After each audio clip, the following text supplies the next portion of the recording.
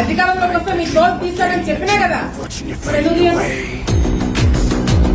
మంచితనం చూపిస్తారనుకుంటున్నారా? మీ దగ్గర ఎంతమంది మీరు తప్పుడు కేసులు పెట్టలేదు, మీరు ఎంతమంది జీవితాలతో మీరు ఆడుకోలేదు, మిమ్మల్ని వదిలేస్తారని ఎందుకు అనుకుంటున్నారు మీరు?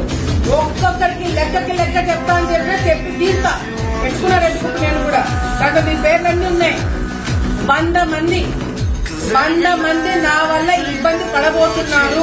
ఓపెన్ గా చెప్తున్నాను. 100 మంది లిస్ట్ నా దగ్గర ఉంది. ఆ 100 మందిని ఇబ్బంది పెట్టబోతున్నాను. అంటే ఇబ్బంది పెట్టబోతున్నాను అంటే కట్ట తీసుకుని కొడతానో చంపుతానో అట్లా ఇబ్బంది కాదు. లీగల్ గా మీ మీద యాక్షన్ తీసుకుంటాం.